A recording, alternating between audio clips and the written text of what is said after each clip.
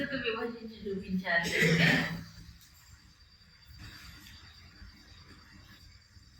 ఒక రకంగా self check అంటే సెల్ఫ్ చెక్ కాదు, చెక్ మీద సెల్ఫ్ అది వేరు. CHECK చెక్, ఒక అక్షరం తేడా, 2 అక్షరం తేడా. అంటే దాన్ని తాను చెక్ చేసుకోవడానికి, పరిశీలించుకోవడానికి ఇదంతా. ఇది చూపించుకోవడానికి కాదు, దాన్ని దాన్ని చూసుకోవడానికి. ఇది ఎలా కనిపిస్తుంది ఈ బుద్ధి చేసే పని అది.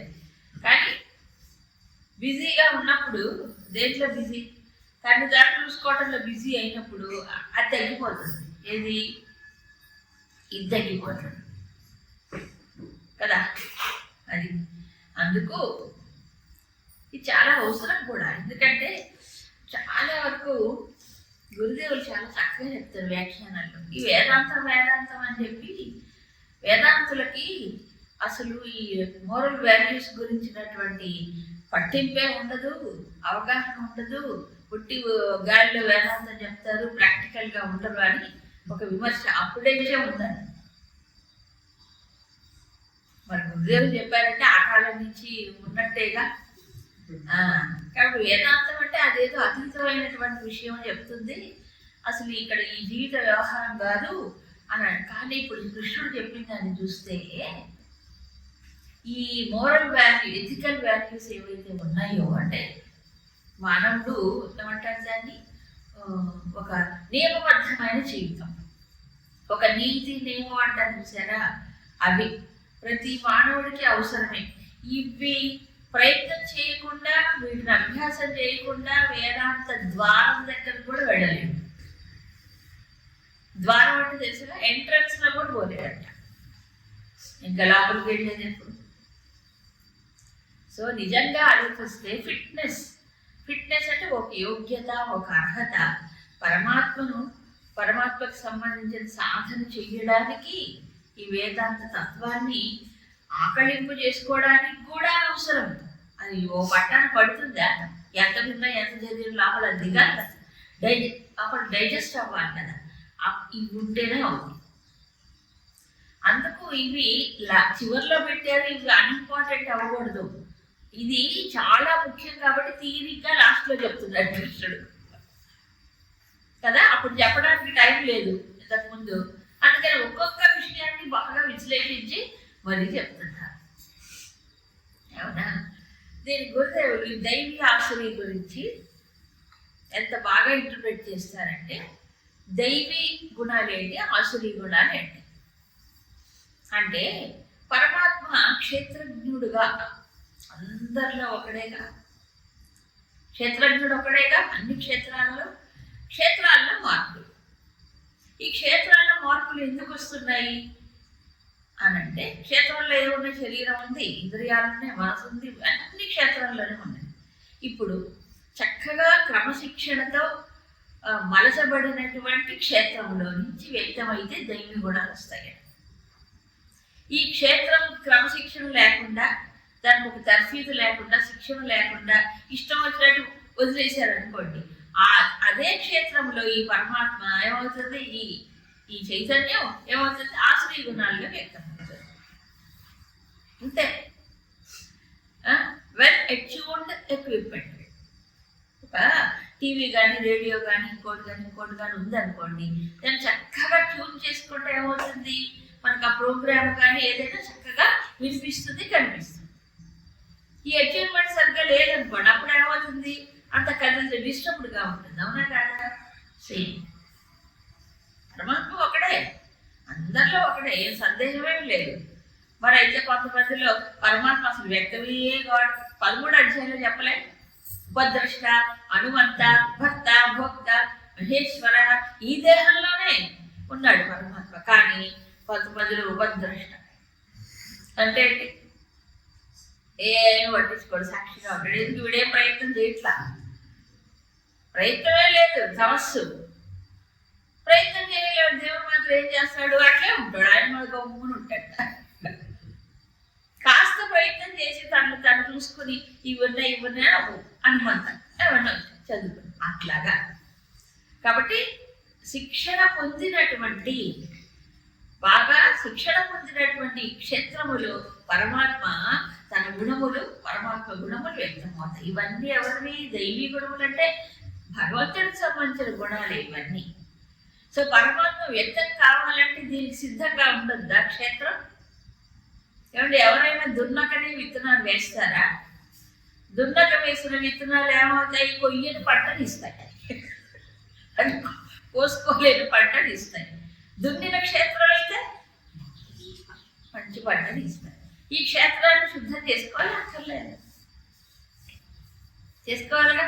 క్షేత్రం శుద్ధమైతేనే పరమాత్మ ఏమవుతున్నాడు దాంట్లో నుంచి. ఎంత శుద్ధమైతే అంతగా ఆ గుణాలు వ్యక్తం అవుతాయి. సో ఈ సాధన అంతా ఏమిటి అంటే ముందు ఈ క్షేత్రాన్ని శుద్ధం చేసుకోండి. ఆయన ఏం కొత్తగా పొందక్కర్లేదు. చేసుకోవాలంటే ఎక్కడ చేసుకోవాలి? ఇక్కడే ఈ ప్రపంచంలో వ్యవహరిస్తున్నప్పుడే ఎక్కడో కూర్చొని చేసుకోవడం కాదు. ఛాలెంజెస్ వచ్చినప్పుడే అచీవ్ చేసుకోవాలి, అవునా కదా? బయట ప్రపంచంలో వ్యవహారం చేస్తున్నప్పుడే ఇవన్నీ. అడవుల్లో కూర్చున్నప్పుడు ఏముంది? అందరూ మంచివాళ్ళే, అక్కడ ఏముండదు కదా, డిస్టర్బెన్స్ ఏముండదు కదా. కానీ దానివల్ల వికాసం ఏముండదు. అది ఎవరికి అంటే ఏకాంత సాధన బాగా మనసు శుద్ధమైపోయి ఈ పరమాత్మ పొందటమే ముఖ్య లక్ష్యంగా పెట్టుకునేవాడికి అవన్నీ లేకపోతే ఆసురీ తపస్సులు అయిపోతాయి. అది కూడా చెప్తాను మళ్ళీ దీంట్లో, అవునా? అందుకని ప్రతిది కూడా ఇక్కడ ఇంపార్టెంట్. ప్రతి గుణం ఒక్కొక్కటి కూడా చాలా ముఖ్యమైనది. కాబట్టి భగవంతుడి ముందు ఏమిటి ప్రార్థన చేయాలి అంటే ముఖ్యంగా రామాయణ భారతములలో, భాగవతంలో లీలలు ఎక్కువగా చెప్పబడతాయి. రామాయణ భారతములో మనకి సందర్భం వచ్చినప్పుడల్లా, అవకాశం వచ్చినప్పుడల్లా భగవద్గుణములను కీర్తిస్తారు. భగవద్గుణగానం. ఎందుకు గుణగానం చేయాలి? రామునంతవాడు రాముడు కూడా రాముడు గొప్పవాడు, ఇది నువ్వెక్కడున్నావు, నేనెక్కడున్నా? ఆయన పాదాలకు ఒక రేణు అయినా అయ్యానా కదా? ఒక రేణు అవ్వాలంటే ఆయన పాదాలకి ఆయనలో ఏవైతే దివ్యమైన గుణములు ఉన్నాయో ఆ గుణములు ఇష్టపడతాడు భగవంతుడు. అందుకే గుణానుసంధానం. ఈ ఉపాసనలో 11 రకాల భక్తి సాధనలు 4 సూత్రాలు ఇస్తాడు. అందులో గుణానుసంధానం, భగవద్గుణముల అనుసంధానం ఏదైతే ఉందో అది గొప్ప ఉపాసన. నామాన్ని జపించటమే కాదు, భగవంతుని అర్చించి పూజించటమే కాదు, గుణానుసంధానం. ఇది అసలు మనిషిని ఉద్ధరిస్తుంది. మనిషిని బాగా మార్చేది ఏమిటంటే భగవద్గుణములు ఉండాలి. భగవంతుడికి ఇష్టం అవ్వాలి అంటే ఏమిటి? 12 అధ్యాయాలు అంత స్పష్టంగా చెప్పారు, చెప్పలేదా? 35 చెప్పారు, అవునా? ఇలాంటి భక్తుడు నాకు ఇష్టం, అలాంటి భక్తుడు నాకు ఇష్టం, ఇలాంటి భక్తుడు చాలా ఇష్టం అని నెత్తి నోరు కొట్టుకొని చెప్తూనే ఉన్నాడు. చెప్పాడా? ఏమేంటి? అవన్నీ గుణాలేగా, లక్షణాలేగా, అవన్నీ దైవీ గుణాలే ఆల్మోస్ట్. కాబట్టి ఎప్పటికప్పుడు భగవంతుడికి నేను ప్రియం అవ్వాలి, భగవంతుడికి నేను ప్రియం అవ్వాలి. ఆయన యొక్క ప్రీతిని, అనుగ్రహాన్ని పొందాలంటే ఇది ముందు మార్చుకోవాలి. స్వామి చెప్తారు, బ్రహ్మాండ నాయకుడు కదా, అఖిలాండ కోటి బ్రహ్మాండ నాయకుడు భగవంతుడు. ఆయన ఈ ఉపాధిలో వ్యక్తం కావాలంటే ఎంత శుద్ధంగా పెట్టుకోవాలి, దానికి ఎంత సన్నాహం చేయాలి ఆలోచించండి. ఒక అధ్యక్షుడు ప్రెసిడెంట్ ఆఫ్ ఇండియా ఒక చోటుకి విజిట్ చేస్తున్నాడు అనుకోండి, ఎంత ఉంటుంది దానికి సన్నాహం? ఉంటుందా లేదా? రోడ్లన్నీ అప్పటికప్పుడే 10 రోజుల ముందు అన్ని శుద్ధం చేసి తెల్లగా అటు ఇటు లైన్ ఏవో ఎన్ని చేస్తాడు. ఎందుకు? మన ఆయన స్వార్థం మళ్ళీ అదే పరమాత్మ వ్యక్తం కావాలి అంటే ఇదంతా క్లీన్గా చేసుకోండి, శుద్ధం చేసుకోండి. మొదటి సాధన అదే. వేదాంతం లేకపోతే దాంట్లో దిగదు. ఎందుకంటే బాగా చెత్త చెదారం ఉన్నది అనుకోండి ఎక్కడైనా. ఇప్పుడు కాలువలో నీళ్లు పారాలంటే ఏం చేయాలి? కాలువల్లో చెత్త చెదారంటూ తీసేయాలక్కర్లేదా మరి కదా? ఓ పరమాత్మ నీ అనుగ్రహమును ఆశీర్వాదమును మా ద్వారా లోకమునకు ప్రసరింపజేయమో చెప్పిన ఉంది. అవునా? నీ అనుగ్రహమును ఆశీర్వాదము లోకమునకు ప్రసరింపజే మా ద్వారా. మా ద్వారా అంటే నీ ద్వారా జరగాలంటే దానికి సిద్ధం అవ్వాలిగా. ఈ గొట్టం ఖాళీ చేసుకోవాలి, సిద్ధం చేసుకోవాలి. ఆయన ఎప్పుడు ఉన్నాడు అనుగ్రహించడానికి, ఆశీర్వదించడానికి ఎప్పుడు సిద్ధంగానే ఉన్నాడు. అయితే అది వెళ్ళాలి కాబట్టి ఎక్విప్మెంట్ సిద్ధమై ఉండాలి, శుద్ధమై ఉండాలి. మురళి ఇదే మనకు ఉపాసన. అందుకే మురళి కూడా దండం పెట్టాలి. ఎందుకు? శుద్ధమైపోయింది కాబట్టి చక్కగా భగవంతుడు దాన్ని పూజతో లోకానికి ఆనందాన్ని కలిగిస్తున్నాడు వేణుగానంగా. అలా ఈ ఉపాధి అంతా వేణు అయిపోవాలి. అవ్వాలంటే ఏంటి? ఇదిగో మళ్ళీ చెప్తాడు ఆయన. ఎన్నిసార్లు ఇప్పుడు విసుగు లేకుండా చెప్తాను. అవునా? ఇప్పుడు ఏమిటి? దైవీ గుణములు. అందులో మొట్టమొదటి చెప్పుకున్నాం అభయం, భయరాహిత్యం. భయం వల్ల మనిషికి కుంచుకుపోతుంది, వ్యక్తిత్వం అంతా కుంచుకుపోతుంది, మనసులో శాంతి ఉండదు. ఆ భయం అనేది భగవాన్ దైవీ గుణం నిజానికి. ఎందుకంటే అభయం ఇచ్చేవాడు ఆయన కదా. అభయం ఇచ్చేవాడు అంటే ఆయనకు భయం ఉంటే అభయం ఎట్లిస్తాడు కదా. సో మనలో భయం పోవాలంటే ఏం చేయాలి? అభయం ఇచ్చేవాడిని పట్టుకోవాలి, సింపుల్. అవునా? అభయం అంటే ఏంటి? మన భయాన్ని తొలగించేవాడు. ఎలా తొలగిస్తాడు భగవంతుడు? ఎలా? ఆశ్రయిస్తేనే. ఆశ్రయించకపోతే తొలగించదుగా. కాబట్టి ఇక్కడ అభయం అంటే ఏంటి? కొంతమంది ముందుగా అంటే మొండి ధైర్యం అంటారు. అది పనికిరాదు. తన శక్తి పైన తన ఆధారపడి, అల్పశక్తి పైన ఆధారపడి నాకెవరు అడ్డం, నాకేం కావాలో చెప్పుకున్నాను ఎబ్బేద్దాం అది మూర్ఖం. ఉంటారు కొంతమంది మూర్ఖంగా నాకేం భయం లేదు అంటే ఆపదల్లో చెప్పుకుంటారు తెలియక. కానీ అది కాదు. నిజంగా అభయం రావాలంటే సర్వశ్రేష్ఠుడైన సర్వశక్తివంతుడైన భగవంతుడిని ఆశ్రయించినప్పుడు అప్పుడు భయం ఉండదు. నిజానికి ఉన్నది ఆయన్ని ఆశ్రయించాలి. మధ్యాది మాం నమస్కురు మత్ ప్రసాదాత్ సర్వదుర్గాని తరిష్యసి. చివర్లో చెప్తారు. అవునా? మచ్చిత్త సర్వదుర్గాని మత్ ప్రసాదాత్ తరిష్యసి. మచ్చిత్త, నువ్వు చిత్తము నాలో నిలిపినప్పుడు ఏమవుతుంది? సర్వదుర్గా, నీకు ఏ ఆపదలు, ఏ కష్టాలు, ఏ ఆటంకాలు వచ్చినా దాటగలవు. అది ఆటంకాలు బయట నుంచి వస్తాయి, లోపల నుంచి వస్తాయి. లోపల మనసే ఆటంకం కలిగిస్తుంది, బయట నుంచి అఫ్కోర్స్ అవి కూడా మంచి వస్తాయి. అప్పుడు ఎలాగూ నీ మనసు నాలో పెట్టు. మాం నమస్కురు చెప్పలే, నాకే నమస్కారం చెయ్యి. వధ్యాది, నన్నే ఆరాధన చెయ్యి చెప్పలే. అంటే సర్వభావేన అని చెప్పారే అది. సో అలా పరమాత్మ వైపు నిలిపినప్పుడు, దృష్టి అటు నిలిపినప్పుడు అప్పుడు భయపడాలి. ఇవన్నీ పోతాయి. ఏ దుర్గం అంటే ఏంటి? దాటడానికి కష్టమైనటువంటి ఈ గుణాలే కష్టం దాటడం. గుణాలు అది తేలికి దాటగలమా? గుణాలు దాటితే కదా పురుషోత్తమ ప్రాప్తి. ముందు ఇవే అడ్డం వస్తున్నాయి కదా ఇవి. సో ఇవన్నీ సాధనలో ఒక్కొక్క అంశం, ఒక్కొక్కటి ఒకదానికొకటి లింకు. మొదటిది రెండవ దానిపైన ఆధారపడుతుంది, రెండవది మూడవ దానిపైన ఆధారపడుతుంది. ఇవన్నీ ఇంటర్నల్ లింక్డ్ ఈ గుణాలన్నీ. సో ఒకదాని కోసం అభ్యాసం చేస్తుంటే మిగతావన్నీ లోపల కలుగుతూ ఉంటాయి, పెరుగుతూ ఉంటాయి. సో మొట్టమొదటి ఏంటి? అభయం. నాకు భగవంతుడు ఉన్నాడు, ఎప్పుడూ నాకు తోడుగా ఉన్నాడు. తోడు, నీడ, ఏడుగడ ఆయనే. ఆశ్రయ స్థానము ఆయనే. అప్పుడు ఆయన ఆశ్రయించినప్పుడు ఇక రెండవది సత్వ సంశుద్ధి. ఇక్కడ సత్వ సంశుద్ధి అంటే శంకరుడు అంతఃకరణస్య సంశుద్ధి అన్నారు. అంతఃకరణం యొక్క శుద్ధి ఇది చాలా చోట్ల చెప్పబడింది.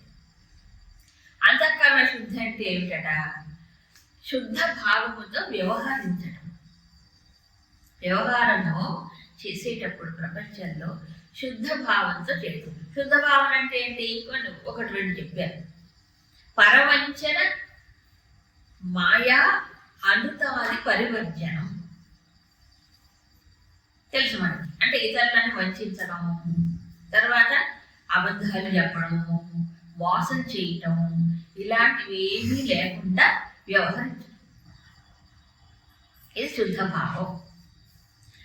అలా చేస్తేనే ఏమవుతుంది, సహజంగా మన మనసు బాగుంటుంది. ఫస్ట్ ఇప్పుడు ఏకాగ్రం చేసి మనస్సుని భగవంతుడి వైపు తిప్పే సమయంలో ఈ అబద్ధాలు, ఈ మోసాలు, ఈ వంచన ఏదైతే ఉందో అవన్నీ అక్కడ వస్తాయి. ఇతరులను చెయ్యొచ్చు, అబద్ధం చెప్పి గోడ కట్టడం చెప్పాలని అబద్ధాలు అంటారు. ఇవన్నీ బాహ్య వ్యవహారాల్లో తాత్కాలికమైన ప్రయోజనం ఇస్తే ఇవ్వచ్చు, కానీ నిజానికి ఏది కూడా పనికిరాదు. చివరిలో మళ్ళీ అవే పెడిసిపడతాయి. తాత్కాలికంగా అనిపిస్తుంది అంతే, అది కూడా అజ్ఞానమే ఒక రకంగా. కాబట్టి సాధనలో ముందుకెళ్ళడానికి ఇవన్నీ సహాయపడతాయి. మోసం చేసి ఏదైనా పని చేశాడు అనుకోండి, బాగానే ఉంటుంది, అది బాహ్య దృష్టి. కానీ లోపలికి తిరిగి చూడండి, అవి అడ్డం వస్తాయి. ఏదైతే రాంగ్ టెండెన్సీస్ ఉన్నాయో, ఈ తప్పుడు పనులు ఉన్నాయో, తప్పుడు ఆలోచనలు ఉన్నాయో, ఇవన్నీ అడ్డం వస్తాయి. అది సెన్సిటివిటీ పెరిగిన కొద్దీ లోపల చెప్తుంది. అప్పుడు అనుమంత అన్నాడు భగవంతుడు. ఏం చేస్తాడు, అనుమతిస్తాడు. అంటే ఏంటి, తప్పు చేస్తే తప్పు అని లోపల జాగ్రత్త పొడుస్తుంది అంటారు. అంతఃకరణ ఏం పొడుస్తుంది, అంతరాత్మ పొడుస్తుంది అన్నాడు. అదే ఆ పొడుగులు ఉన్నాయి. అవి లేకుండా ఉండాలంటే ఇది అవసరం, అవునా? ఇకపోతే ఈ అంతఃకరణ శుద్ధి జరగాలి అని అంటే దానికి కారణం మూలపెట్టి జ్ఞానయోగ స్థితి. జ్ఞానయోగ వ్యవస్థితి, జ్ఞానయోగంలో నిలబడి. జ్ఞానం అంటే ఏ జ్ఞానం? యూట్యూబ్ జ్ఞానం కాదు, గూగుల్ జ్ఞానం కాదు, అవునా? మరి ఏంటి? శాస్త్రత ఆచార్యతశ్చ ఆత్మాది పదార్థానాం అవగమః. చక్కగా చెప్పారు శంకర్. ఏమిటి అంటే శాస్త్రములకు సంబంధించి ఆచార్యులైన పెద్దలు ఉంటారు కదా. ఆచార్యులు అంటే ఎవరు? శంకరాచార్యులు. అలాంటి ఆ కోవకు చెందిన మహాత్ములు, అనుభవంతో పని చెప్పినవారు. అలాంటి ఆచార్యులు శాస్త్రము ద్వారా ఆత్మాది అంటే ఆత్మ అంటే ఏమిటి, పరమాత్మ అంటే ఏమిటి, ఈ ప్రపంచం ఏమిటి, జీవుడు ఎవరు, ఇలాంటి విషయాల గురించినటువంటి అవగాహన కలిగి ఉండటమే జ్ఞానం. ప్రపంచ విషయాలు ఎంత జ్ఞానం ఉంటే అదంతా అజ్ఞానమే. అదంతా దీనికే పటకూటి కోసం పనికొస్తాయి, అవునా? ఇదే అసలు జ్ఞానం. జ్ఞానానికి ఒక స్టాండర్డ్, ఒక అథారిటీ ఉండాలి. ఎవరి? శాస్త్రము, ఆచార్యం.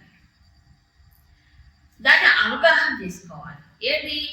ఆత్మ ఎవరు, పరమాత్మ ఏమిటి, ఇవన్నీ వివేక్ చూడమని ప్రశ్నలు 7 ప్రశ్నలు వేస్తారు శిష్యుడు. సరే, ఇది జ్ఞానం. మరి యోగం అంటే జ్ఞాన యోగం అన్నాడు. ఇలా శాస్త్ర విషయాల్ని ఆచార్యుల ద్వారా అవగాహన చేసుకున్న తర్వాత ఏం చేయాలి? మళ్ళీ అది యోగంగా మలుచుకోవాలి.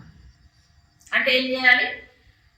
యోగంగా మలుచుకోవడం అంటే పరమాత్మతో అనుసంధానం చెయ్యాలి. కాబట్టి ఇంద్రియాద్యాప ఉపసంహారేణ, ఇంద్రియములను ఉపసంహరించుకోవడానికి ప్రయత్నం చేస్తూ ఏకాగ్రతయా బుద్ధిని ఏకాగ్రం చేసి ఏం చేయాలి? స్వాత్మ సంవేద్యత ఆపాదనం, తన ఆత్మను తెలుసుకోవడానికి ప్రయత్నం చేయడమే యోగం. పరమాత్మతో అనుసంధానం చేయడం యోగం అంటారు కదా. ఆ యోగం అంటే ఇక్కడ ముందు ఇంద్రియాలకు సంహరించాలి, బుద్ధిని ఏకాగ్రం చెయ్యాలి. తద్వారా ఈ శాస్త్రంలో చెప్పినటువంటి దాన్ని ప్రమాణంగా స్వీకరించి ఆ ప్రయత్నం ఆ డైరెక్షన్లో వెళ్ళిపోవాలి. అది యోగం. ఇప్పుడు యోగం అంటే ఏంటి? ఇప్పుడు యోగం అంటే అర్థాలే వేరు. వామ్మో, వాళ్ళకి ఏ శాస్త్రం అవసరం లేదు, అవునా కాదా? మెడిటేషన్లో చేసేస్తుంటారు కూర్చొని. బట్టలు కూడా సరిగ్గా వేసుకోరు, మెడిటేషన్ చేస్తుంటారు కూర్చొని. ఘోరం అయిపోయిందబ్బా, చాలా ఘోరం అయిపోయింది. డెప్త్ లేనటువంటి వాళ్ళు కనుక అది ఏ రంగంలో ప్రవేశించినా దాన్ని డైల్యూట్ చేసేస్తారు కంప్లీట్. అసలు కనీసం బాహ్యమైనటువంటి ఆచరణలోనే నువ్వు సాధించకపోతే ఏం యోగం చేస్తారండి? యోగం అవునా కాదా? ఇప్పుడు వాళ్ళందరూ గురువులు, యోగా గురువులు ఎంతమంది ప్రపంచం. చాలా ఆశ్చర్యంగా అదే ఈ కలి అదే కలియుగం. సరే, కాబట్టి జ్ఞాన యోగం, జ్ఞానానికి శాస్త్రం ఆచార్యుల అవగాహన అయిన తర్వాత ఏం చేయాలి? మళ్ళీ దాన్ని ప్రాక్టికల్గా ఇంప్లిమెంట్ చేయడానికి ముఖ్యంగా చేయవలసిన ఇంద్రియము మనోబుద్ధి, దీన్ని ఏకాగ్రం చేసి అటు వెళ్ళాలి, సాధన చేయాలి, ఆ డైరెక్షన్లోనే వెళ్ళాలి. ఇక దానం, దమః, యజ్ఞ మూడు చెప్పారు. దానం చేయడం, దమం అంటే తెలుసుగా ఇంద్రియాలని సంహరించడం, యజ్ఞ అంటే ఆరాధన, యజనం ఆరాధన చేయడం. ఈ మూడు కూడా అక్కడ శంకరులు యథాశక్తి అన్నారు. దానం గురించి చెప్తారు. యథాశక్తి అంటే తనకు శక్తి ఉన్నంత వరకు, శక్తి మేర దానం చేయడం. దానం అనగానే వెంటనే నేను ఏది ఇచ్చేస్తున్నాను అనుకుంటాను. ఈ దానం చెయ్యాలని బుద్ధి ఎప్పుడు పుడుతుందండి మనిషికి? సింపుల్, ఇతరుల స్థానంలో తానుండి చూసుకున్నప్పుడు. అంతేనా? అంటే ఎవరో చాలా పేదవాడు ఉంటాడు, బాబు చాలా కష్టంలో ఉన్నాడు, మరి అలాంటి స్థితిలో నేనున్నప్పుడు నేను ఎవరికైనా సహాయం కోరుకుంటాను కదా. మామూలుగా ఒక పరిస్థితి ఉంది, అక్కడ బాగాలేదు, అప్పుడు ఏం చేయాలి అంటే ఇతరులతో ఒక సానుభూతితో ఆలోచించాలి. ఇతరుల విషయంలో ఆటోమేటిక్గా మనసు ఏమవుతుంది, అయ్యో కొంచెం చేస్తే బాగుంటుంది అనిపిస్తుంది. ఈ దానంలో రెండు రకాలు ఉన్నాయి. ఒకటి, తనకంటే తక్కువ స్థాయిలో దీనులైన వారు, అవసరంలో ఉన్న వాళ్ళకి దేయం దీనజనాయచ విత్తం, శంకరులు చెప్పేది. దీనజనాయచ దీనులు. ఇక రెండో వాళ్ళు ఎవరు? పూజ్యులు. దీనులు పూజ్యులు. పూజ్యులు అంటే గొప్పవారు, మహాత్ములు. వారికి దానం ఇచ్చేదేంటి? మనం అక్కడ సమర్పణ. ఎందుకని? వాళ్ళు ఈ ప్రపంచ హితం కోసం వాళ్ళు చేస్తారు. ఆ చేసే దాంట్లో మొత్తం ఉడతా భక్తిగా. ఇప్పుడు రాముడు ఆ వారధి నిర్మించాడు, అవునా? ఎందుకు నిర్మించాడు? ఆ దుష్ట రావణ సైన్యం ఉంది కదా, మొత్తం దుష్టులు సంహరించడం పెద్ద ఉద్యమం. కాబట్టి ఈ వానరులందరూ ఏం చేశారు? ఎవరి వంతు వారు తమ వంతు తాము సహాయం చేశారు. వారధి నిర్మాణాల్లో పెద్ద కొద్ది పెద్ద రాయి చేస్తే చిన్న కొద్ది చిన్న రాయి తెచ్చి ఉడత కూడా చేసింది. ఉడతకి ఏముంది శక్తి, అయినా చేసింది. తన మేరకు తను చేస్తే చాలు, పెద్దగా చేయక్కర్లేక చేసింది అనుకోండి. అప్పుడేమైంది? ఆచరిస్తుంది. అలా గొప్పవాళ్ళు పెద్ద పెద్ద పనులు చేస్తుంటే మనం దానికి కొంత సమర్పణ, మనకు చేతనైనంత సమర్పణ చేయాలి. సో పూజ్యులకి సమర్పణ చేయొచ్చు, దీనులకి సహాయం చేయొచ్చు. ఈ రెండే. ఈ మధ్యలో ఖర్చు పెట్టేదంతా దండగా. మధ్యలో అంటే ఏంటి? ఈ ఎంజాయ్మెంట్, ఏంటి వైభోగం, విలాసం, ఇవన్నీ ఉన్నాయి కదా. ఇంత రజస్సులు పెంచుతాయి. ఆర్భాటాలు, అట్టహాసాలు. ఇప్పుడు అవి ఎక్కువైపోలే సమాజం. ఈ ఆర్భాటాలు, అట్టహాసాల కోసం పెట్టే దాంట్లో సగం వంతు కనుక ఇటువైపు తిప్పితే దేశం అంతా బాగుపడుతుంది. ఎంతమందికో అవసరాలు తీస్తాయి, ఎంతమందికో అవసరాలు తీస్తాయి, అవునా కాదు? ఎన్నో మంచి పనులు చేయొచ్చు, అసలు ఆలోచనే ఉండదు. సరే, సో దానం తర్వాత దమః అని కూడా చెప్పుకో. దానం చెయ్యాలంటే కొంత దమం కావాలి. ఎందుకంటే అబ్బాయి 100 రూపాయలు ఉంటే నేనే ఏదైనా చేయొచ్చుగా, కాస్త అనుభవించవచ్చు కదా. ఈ 1000 రూపాయలు అంటే నేనే ఏదైనా కొంచెం అనుభవించవచ్చు కదా సుఖంగా, హాయిగా అని అనుకుంటే దానం చేసే బుద్ధి పుట్టరుగా. కాంత దమం, ఇంద్రియ నిగ్రహం ఉంటే ఏది అనవసరమైనటువంటి ఇంద్రియ సుఖాలకి ఊరికే వెంపర్లాడకుండా ఉంటే అప్పుడు ఏమవుతుంది చెప్పండి? దానం చెయ్యాలనే బుద్ధి ఉంటుంది. ఇంకోటి, అసలు దమం అనేది ఎందుకు అవసరం అనేది ఆలోచిస్తే నిగ్రహం నిగ్రహం ఎప్పుడు చెప్తూనే ఉంటారు శాస్త్రంలో. భగవద్గీతలు ఎన్నిసార్లు చెప్పాడు, తస్మాత్ త్వమింద్రియాణ్యాదౌ నియమ్య భరతర్షభ చెప్పాడు, వార్నింగ్ ఇచ్చాడు. మనస్సు లాగేస్తున్నాయి కాబట్టి ముందు ఇంద్రియాలని నియమించు స్పష్టంగా చెప్పాడు అనేక చోట్ల. ఎందుకు ఇంత ఇన్సిస్ట్ చేయడం, ఎందుకు నొక్కి నొక్కి మరీ చెప్పడం ఎందుకంటే ఇంద్రియములయు ఎప్పుడు దాని తలుపులు బయటికే ఉంటాయి. అవునా, ఇంద్రియాల తలుపులు బయటకు ఉంటాయి కాబట్టి అవి బయటకు ఉన్నాయి కాబట్టి బహిర్ముఖంగా ఉన్నాయి కాబట్టి మనసుని బుద్ధిని కూడా లాగడానికి అవకాశం ఉంది. ఒకవేళ వాటిని ఆ తలుపులు కాస్త మనం మనసు సహాయంతో బుద్ధి సహాయంతో అవసరమైనప్పుడు తెరుచుకొని అవసరం లేనప్పుడు మూసుకోవడం, ఇది దానం. అది అంతా ఎప్పుడు మూసేసుకుంటే వ్యవహారం ఉండదు. అన్ని మూసేసుకొని కూర్చుంటే సాధ్యమా? జీవితమే లే. మరి ఎప్పుడు తెరుచుకుంటే మన గేట్ చూడండి, తలిపేయదే కాదు. నేను చెప్పి నాకు తీసుకొస్తుంది తప్ప తలిపేయదు. తెరుచుకొని వస్తాం మళ్ళీ తలిపేయాలని గుర్తుండదు. వీళ్ళ ఇళ్ళల్లో అయితే అది చేస్తారా? తలుపు తెరిచి పెట్టుకుని బయటనే తలిపేసుకుంటారు. అవునా కదా? ఎందుకో ఇది ఇల్లు కాదు, మా ఇల్లు కాదు ఇష్టం. మనకి ఇదొక గృహం, చక్కని గృహం, దేవుడు ఉన్నాడు ఇంట్లో. ఈ తలుపులు ఏం చేయాలి? తెరవాలి. మనకు అవసరమైన విషయాలు కావాలి స్వీకరించాలి, మనకు అవసరం లేనివి ఏం చేయాలి? నిరోధించాలి. ఇది ఉండాలి. ఇది లేకపోతే వేస్ట్. ఏమవుతుందండి అంటే ఎంత ఇంద్రియాలు ప్రపంచంలోకి వెళ్ళి పడుతూ ఉంటే అంత ఎనర్జీ వేస్ట్ అయిపోతుంది. ఇది అర్థం చేసుకుంటున్నాడు, తప్పకుండా కంట్రోల్ చేసుకుంటాడు. ఒక కన్ను దృశ్యాన్ని చూసింది అని అంటే ఎంతసేపు చూస్తే అంత ఏమైపోతుంది మన లోపల నుంచి? మన లోపల చైతన్యం మనస్సు ఇంద్రియములలో నుంచి ఏమవుతుంది? బయటికి వెళ్ళిపోతుంది. అవునా? బయటికి వెళ్ళి దేని మీద ప్రసరిస్తుందో ఆ విషయాన్ని మళ్ళీ లోపలికి తీసుకొస్తుంది. అవునా? ముందు ఎనర్జీ వేస్ట్ అయిపోవడం ఒకటి, అనవసరమైన చెత్త అంతా లోపలికి రెండు రకాల నష్టాలు. అవునా? తను తాను ఉద్ధరించుకోవాలనుకునే వాడికి చెత్త వేసుకుంటూ ఉంటే ఎట్లా? వేయకుండా ముందు నిరోధిస్తే ఉన్న పాత చెత్తను తీసేసుకోవచ్చు. అవునా? పాత చెత్తని తొలగించే ప్రయత్నంలో కొత్త వేసుకుంటుంటే ఎప్పుడు? అవునా కాదా? ఇది ఎప్పుడు లోపల చూసుకోవడానికి ప్రయత్నం చేసేవాడికి అర్థం అవుతుంది. వామ ఉన్న చెత్తే ఇంతుందే, ఉన్న చెత్తే ఇంతుందే, బయట తెలుసుకుంటే ఎలాగో అప్పుడు జాగ్రత్తగా ఉంటాడు. చూసుకోవడం వాడు ఇంకా అనుభవిద్దాం. కాబట్టి ఒక రకంగా మనం డబ్బుని బ్యాంకుల్లో వేసుకొని ఎట్లా పొదుపు చేసుకుంటామో, పొదుపు పథకాలు ఉన్నాయిగా, ఈ ఎనర్జీని మన లోపల శక్తిని వృధా కాకుండా నిలుపుకోవడమే దమ్. ఏ శక్తి? మానసిక శక్తి పోవట్లా. ఇప్పుడు ఇంద్రియ వెళ్ళిందంటే మనసు పోకుండా ఉంటుందండి? చెప్పండి. ఇంద్రియం పోయిందంటే మనసు పోయినట్టే. అంటే మానసిక శక్తి ఏమైపోయింది? అంత మేరకు వృధా అయిపోయింది.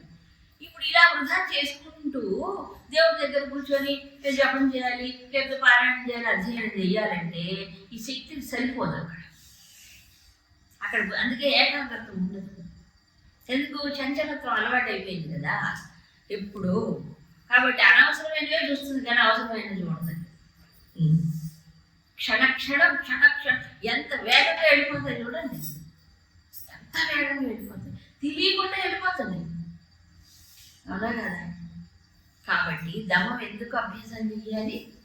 మన లోపల మానసిక శక్తిని, మన లోపల ధీశక్తిని వృధా కాకుండా దాన్ని ముందు రక్షించుకోవాలి. మరి సాధన చెయ్యాలి అంటే, ఒక అధ్యయనం చెయ్యాలంటే, ఒక జపం చెయ్యాలంటే, ఒక పూజ చెయ్యాలంటే చిన్న చిన్న సాధనలే, పెద్దవి కాదు. చేయడానికి ఈ ఇంద్రియాలు చంచలత్వం అడ్డం రావట్లేదు, మాటి. అందుక స్వాధ్యయనం. ఈ దమ అభ్యాసం చెయ్యాలంటే స్వాధ్యయనం. దీనికి దానికి ఏమిటి సంబంధం ఉంది? స్వ అధ్యయనం అంటే ఏంటి? యజ్ఞం. దానం, దమం. యజ్ఞ అంటే ఒక రకంగా ఆరాధన. ఎవరిని ఆరాధించాలి? భగవంతుడిని ఆరాధిస్తాం. చూసారా, దమః యజ్ఞ. ఈ భగవద్ ఆరాధన అనేటువంటి సాధన చెయ్యాలంటే దానికి ఏం కావాలి? దమం కావాలి. సో దమాన్ని పెంచుకుంటూ ఉంటుంటే ఏమవుతుంది? భగవంతుని యొక్క ఆరాధనలో బుద్ధి నిలుస్తుంది, మనసు నిలుస్తుంది, లేకపోతే నిలవ కదా. ఇంకోటి, ప్రయత్నం చేస్తూ ఉంటే నిలవడానికి అవకాశం ఉంటుంది. దమం కూడా సహజపడుతుంది. అందుకే పూజనం జప చింతనం క్రమాత్ అన్నాడు. ఎవరు? రమణ భగవానే చెప్పారు. అవునా? ఈ ఆత్మచింతన చెయ్యాలంటే ముందు జపంతో ఏకాగ్రత సాధించాలి. జపములో ఏకాగ్రత సాధించాలంటే దానికి ముందు శిక్షణ పూజనం, పూజ, అర్చన, ఇవన్నీ. సో దైవాన్ని పూజించేటప్పుడు 5 ఇంద్రియములు ఉంటాయి, దాంట్లో నిమగ్నం అవుతాయి. శరీరం కూడా కొంచెం క్రమశిక్షణతో కాసేపు కూర్చోవాలి. అవునా? సో 5 ఇంద్రియాలకు పని, మనసుకు కూడా పని. ఇలా అన్ని వైపులా ఒక రకంగా శిక్షణ అనేది అలవాటు అవుతుంది. దేంట్లో? ఈ బాహ్యంగా చేసే పూజలు. మన మనస్సు, ఇంద్రియములు, కళ్ళు దేవుడిని చూడాలి, దిక్కులు చూడకూడదు. దేవుడి ముందు కూర్చొని దిక్కులు చూస్తే ఎందుకు? పో, ఇక్కడి నుంచి లేచిపో. అవునా? చెవులు ఏమంటే అవి వినాలి, నోటితో పలకాలి కదా. ఈ రకంగా జ్ఞానేంద్రియంతో భగవంతుడికి మనం సమర్పించే ఆ పరిమళ భరితమైన సుగంధమైన అవి ఆఘ్రాణించాలి. సో ఇవన్నీ కూడా సహకరిస్తాయి. 5 ఇంద్రియములు నిమగ్నం అవుతాయి కదా. ఇలా కొంతవరకు దివ్యమైనటువంటి ఆ వాతావరణంలో ఇంద్రియములు మనస్సు నిలిపినప్పుడు ఏమవుతుంది చెప్పండి?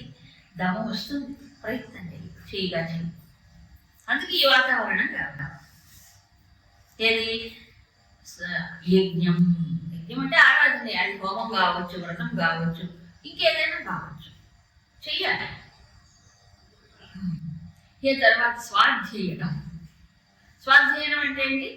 శాస్త్ర విషయాలు మనం ఏవైతే విన్నామో, మనం ఏదైతే చదువుకున్నామో శాస్త్రాన్ని, వాటిని తిరిగి అధ్యయనం చేయటం. ఎందుకు? ఇప్పుడు శ్రవణం వల్ల కొంత లోపలికి వెళ్తుంది, స్వాధ్యయనం వల్ల దృఢమవుతుంది. స్వాధ్యయనం అంటే తనకు తానుగా అధ్యయనం చేయడం. ఇప్పుడు మన డిస్కషన్ క్లాస్ అని గురుదేవుడు పెట్టారు. చర్చలు, శాస్త్ర విషయాన్ని చర్చించుకోవడం. ఆయన మరీ చెప్పేవారు స్టడీ క్లాసెస్ గురించి. ఒకప్పుడు చిన్మయ మిషన్లో బ్యాక్ బోన్ స్టడీ క్లాసెస్. స్వాధ్యాయనం, ఈ డిస్కషన్స్ అన్ని ఎప్పటి నుంచో గురుదేవులు చెప్పినవే. ఎందుకు ఇలా చర్చ చేయాలి? చర్చలు అంటే ఏంటి? గురుదేవులు చెప్పేవారు, నువ్వు ప్రిపేర్ కాకుండా డిస్కషన్ చేయకు.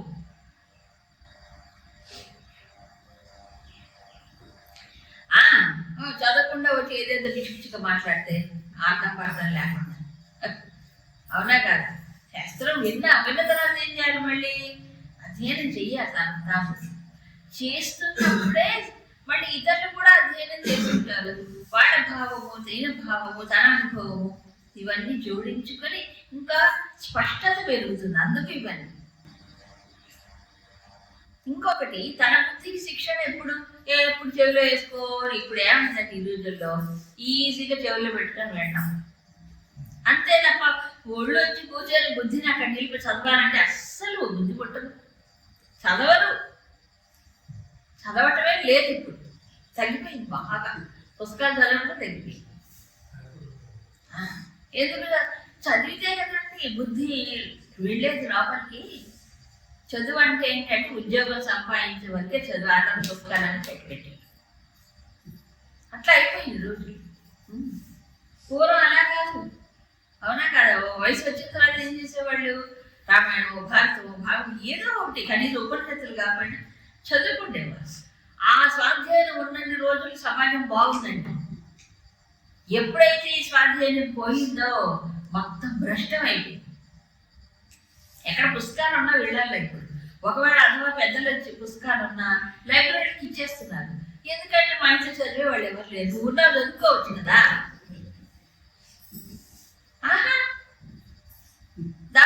లైబ్రరీలకు దానం. ఎందుకంటే మేము చదవం, నాకు అవసరం లేదు. అట్లా అయిపోయింది రోజు. అందుకే కచేరి మిషన్ రామకృష్ణ ఇన్ని మిషన్లు ఎందుకో పనిలే. ఎందుకు ఇన్ని మిషన్లు ఎందుకు వచ్చాయి అంటే సమాజం ఏమైపోయింది అని అవసరం తెలియట్లేదు, తెలియక ఇచ్చేస్తున్నారు. అందుకు ఒక మంచి గ్రంథము మనకి మంచి మిత్రుడిలాగా సహాయపడుతుంది. మంచి మిత్రుడి కంటే ఎక్కువ సద్గ్రంథం. సద్గ్రంథం ఎప్పుడు అవుతుంది? మహాత్ములు ప్రసాదించినది, సాక్షాత్తు భగవంతుడు ఋషులు ప్రసాదించినవే సద్గ్రంథాలు. అవి మంచి మిత్రుడులాగా మనకి ఎప్పటికప్పుడు గాంధీ గారు చెప్పలేదు, నాకు గీతామాత నా జీవితాంతం నా చేయి పట్టుకొని వదలకుండా నన్ను రక్షించింది, కాపాడింది. ఎన్ని సమస్యలు వచ్చినా అంటే గీతామాత అంటే ఓ దేవతని కాదు, గీతని ఎప్పుడూ ఆయన అధ్యయనం చేసేవారు. ఈ దేశానికి స్వతంత్రాన్ని తెచ్చిన స్వతంత్ర ఉద్యమ అధినేత గాంధీ మహాత్ముడు భగవద్గీతనే అధ్యయనం చేసి ప్రమాణంగా చేసి మహాత్ముడయ్యాడు. ఆయన వ్యవహారం అంతా ప్రపంచంలోనే కదా, మరి వ్యవహారంలో ఉన్నప్పుడే కదా శాస్త్రం కావాలి, అవునా కదా? మరి ఎవరైనా చూడండి, మహాత్ములు అందరూ మహనీయులు, గ్రేట్ లీడర్స్, నేషనల్ లీడర్స్ అందరూ కూడా శాస్త్రాన్ని అధ్యయనం చేసిన వారు. ఆ డెప్త్తోనే పనిచేశారు. లేకపోతే ఎలా నడపగలరు అంత పెద్ద పెద్ద ఉద్యమాలు? ఇప్పుడు ఉద్యమాలు ఏం ఉద్యమాలు చెప్పక్కర్లేదు. ఊరికే షో పేపర్లో చూపించడానికి, టీవీలో చూపించుకోవడానికి. అవునా? డెప్త్ లేదు, అవునా? అందుకని శాస్త్రాధ్యయనం అనేది ఈ సంస్కృతి, హిందూ సంస్కృతికి వెన్నెముక. అందుకు గురుదేవులు ఇన్సిస్ట్ చేసేవారు మాటికి, ఏది స్టడీ క్లాసెస్ అని. ఏమండి ఎవరు రావట్లేదండి, మేము 2-3 పర్వాలేదు, 2-3 చాలు. ఈ 10 మంది కావాలా, 20 మంది కావాలా? ఇప్పుడు చూడండి, మేము 2-3 వెనక బయటకు వెళ్ళామండి. డిస్కషన్ క్లాస్ అంటే ఇంపార్టెంట్ కాదు. 2-3 అయితే చదువుకోకుండా కూర్చొని చేసుకోవచ్చు కదా. 2-3 ఆ 10 మంది ఉంటేనేనా? మరి అప్పుడు ఒక్కడి కూర్చొని చేయకూడదు. మరి స్వాధ్యాయం అంటే ఒక్కడి కూడా చెయ్యాలి కూర్చొని, అవునా కాదా? దాని ఇంపార్టెన్స్, స్వాధ్యయనము ముఖ్యం. ఎందుకంటే తన బుద్ధితో తాను చేసే ప్రయత్నం వల్లనే లోపలికి వెళ్తుంది, అవునా కాదా? ఎంతసేపు చెవిలో వేసుకోవడం వల్ల అంత జరగదు. దాంట్లో ఇన్వాల్వ్మెంట్ కావాలి. స్వాధ్యాయం అంటే తన బుద్ధితో దాన్ని ఆలోచించాలి, తన స్వానుభవంతో జోడించుకోవడం జరుగుతుంది. అది స్వాధ్యాయం. ఇప్పుడు ఈ స్వాధ్యాయం ఎంత సహాయపడుతుంది చెప్పండి, అవునా? దమం ఇంద్రియ నిగ్రహానికి సహాయపడుతుంది, మనస్సును నిగ్రహించడానికి సహాయపడుతుంది స్వాధ్యాయం. ఇకపోతే తపః, దానం, దమః, యజ్ఞ, తపః, స్వాధ్యాయం. తపస్సు అంటే తెలుసు, తపింప చేయడం. వేటిని? ముందు ఇంద్రియాలు, తర్వాత మనస్సు. తపింప చేయడం అంటే ఏంటి? ఏం లేదు, అది ఏదో కావాలంటుంది, చాక్లెట్, బిస్కెట్, నో అని చెప్పగలడు. సింపుల్ లాంగ్వేజ్లో చెప్పాలంటే, అవునా కాదు? ఏవేవో అడుగుతుంది, ఏవేవో కోరుకుంటుంది, అట్లా ఇట్లా ఎప్పుడు ఏదో డిమాండ్లు ఉంటాయి దాన్ని, ఇంద్రియాలకు, మనసుకి. షటప్, కూర్చో, ఇప్పుడు నీకు అది అవసరమా, నిజంగా అవసరమా, ఒకసారి ఆలోచించు అంటే కిట్టుకొని చచ్చిపోతుంది అది. మనం వద్దన్నా కదా ఏడుస్తుంది కూర్చొని. ఇదే తప. అలా అనగలగాలి. ఎవరికి నో అనగలగాలి? తన ఇంద్రియాలకి, తన మనసుకి. అది అల్పమైనవి, అనవసరమైనవన్నీ ఎప్పుడు కోరుకుంటుంది. ఆ కోరుకున్నప్పుడల్లా ఇప్పుడు అవసరం లేదు అని పోస్ట్పోన్ అయినా చెయ్యాలి. లేక నిజంగా అవసరమా లేదా చెప్పు, లోపల డిస్కషన్ కదా. అలా చేసినప్పుడు అంటే ఒప్పుకోదు, మనసు ఒప్పుకోదు, ఇంద్రియాలు ఒప్పుకో, కానీ చెయ్యాలి. అక్కడ మనం బలాన్ని ప్రయోగించాలి. బలం అంటే విల్ కొంతవరకు అవసరమే, లేకపోతే జరగదు. కాబట్టి తపః అంటే ఇంకొకటి, బలవంతంగా నొక్కి పెట్టదు. బలవంతంగా నొక్కి పెడితే ఆసురీ తపస్సు అయిపోతుంది. నువ్వు అడిగి పెడతావా అని చెప్పి మళ్ళీ ఒక్కసారి తనంతా ఇవ్వాలి. ఏవి ఇంద్రియాలు మనస్సు నొక్కి పెట్టకూడదు, అణిచివేత కాదు. మరేమిటి, దానికి సరి అయిన జ్ఞానాన్ని ఇచ్చి డైరెక్ట్ చేయాలి, సరి అయినటువంటి దృష్టిని ఇచ్చి ఇది నీకు ఇది అవసరమా, నువ్వు చేసే పని ఏంటి, నువ్వు ఏం సాధించాలి, ఈ ఎందుకు అనవసరంగా తిరుగుతావు, నెమ్మదిగా భుజగించి చెప్పాలి, లక్ష్యాన్ని గుర్తు చెయ్యాలి కదా. అలా చేస్తే ఏమవుతుంది, జ్ఞాన తపస్సు. అంటే జ్ఞాన దృష్టితో వాటిని మలుచుకోవాలి తప్ప బలవంతంగా చేయకూడదు.